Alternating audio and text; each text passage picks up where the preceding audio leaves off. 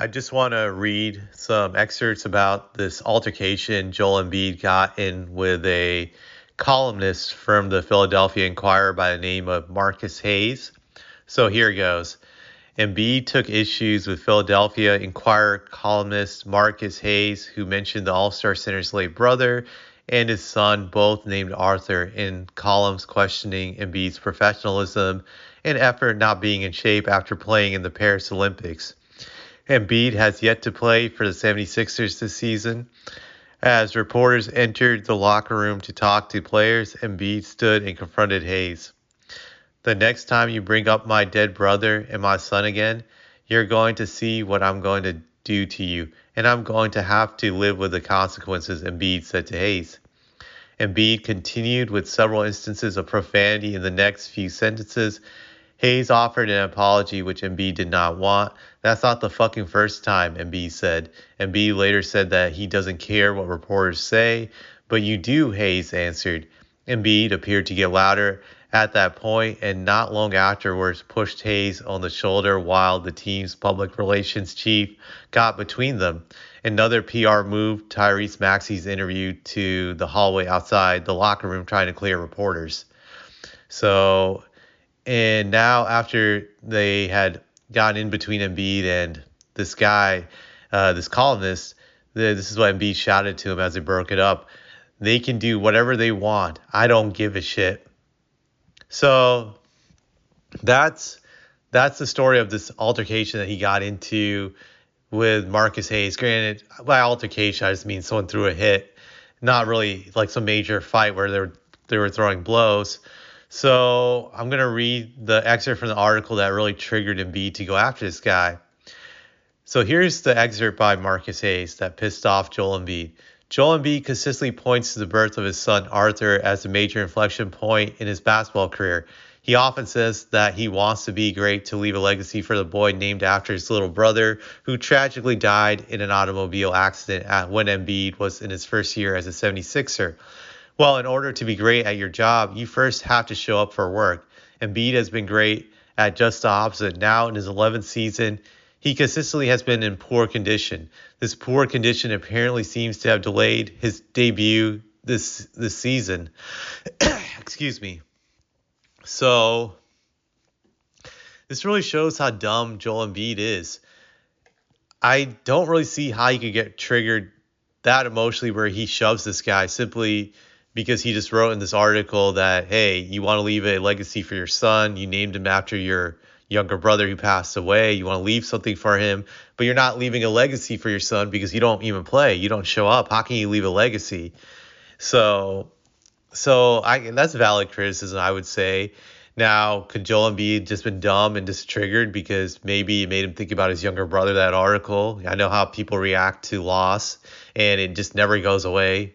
So maybe he's triggered. He got emotional thinking about his younger brother and just took it out on him. I don't know. Possibly that could be the reason why he went crazy. Just, it's hard to deal with loss, and even years afterwards, you still get emotional about it. That might have been the case, but at the same time, you're a professional. This guy didn't directly insult you. If anything, to me, I really believe Joel Embiid was more offended, not by the family part of the article, but by all the criticism this guy levied at him for not being a legit professional. And he was just looking for an excuse to attack this guy.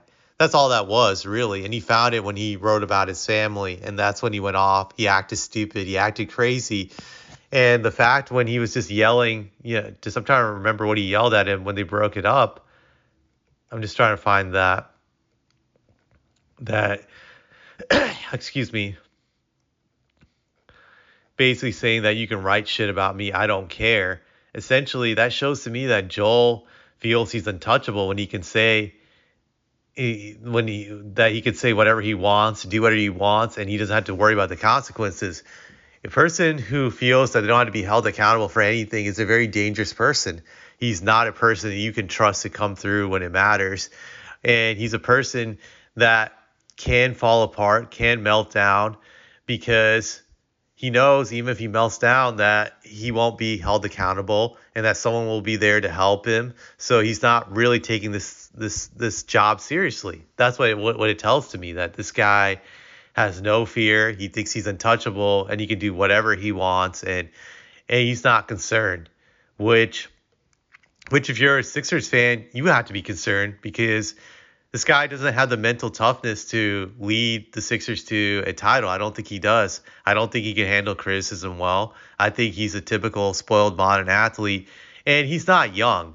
This is kind of disturbing because this man is 30 years old. I don't consider 30 young, even though most people in society still consider it young. Not from a maturity perspective. I think we give people too many passes. I feel when you're in your 20s, you can claim that you're young, stupid, and dumb. Just you can play that card to absolve yourself of some of the dumb things you do. But when you're 30, you have enough life experiences by then to know what's right, what's wrong, what you can do, what you can't do. So he's not young. He can't play that game where he'll say, well, I'm just young. I don't know. I just don't know. I made a mistake. I lost my cool. I know he'll play that game when confronted about it, but it just shows this man's immature. He's not a leader. He's not a professional. He's a dumb guy. A friend of mine always has this saying, which applies to a lot of things in life, that all you have to do is do nothing. That's all you have to do is do nothing in most circumstances, and you won't make it worse if you just do nothing. That's all you had to do, nothing. And in this situation, this man was injured. He wasn't playing. All he had to do was do nothing and not say anything to Marcus, and this wouldn't have blown up at all. Just nothing would have happened. No one would have even known about his frustration with the media. All he had to do was do nothing, just sit there, be quiet while the guy walked through the locker room and not just gave a shit, just not even acknowledge him. And that's usually the best response to your haters really in life, is not to acknowledge them. If you do that, that gives them less power over you. It gives them less power to for them to piss you off. And after a while, they get frustrated when they're not getting a response from you, essentially. Just that's all you had to do, and you blew it. Now this is getting a lot of attention. He possibly might have to pay this guy off. I know it's only a shove, but when you touch someone, that is always considered assault. It doesn't matter if it's a shove. It doesn't matter if it's a love tap. This guy could sue Embiid if he wanted to now. I don't know if he will, but he could. Embiid definitely is not going to go bankrupt, getting sued by this guy, but this is a nuisance he's opened up in his life that he didn't need to do.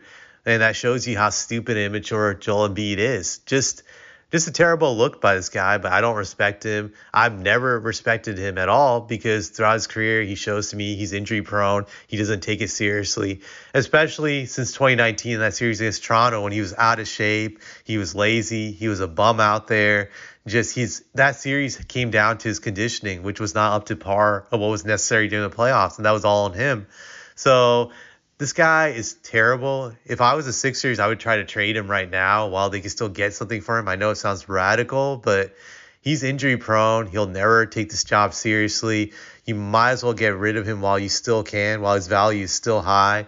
There'll be a bunch of teams dumb enough to trade the farm for him. I would do it now instead of waiting a few years from now when it's clear he has really no value anymore due to all these injuries adding up. But that's what I would do. They're in a situation where Joel will have Kawhi-like value in a few years when people realize this guy's injury prone and not trustworthy. So they need to do it now. They need to do it right away, but I don't think they will. I think they're still going to trust and have faith in him that he will deliver when necessary. But that's all I have to say about this.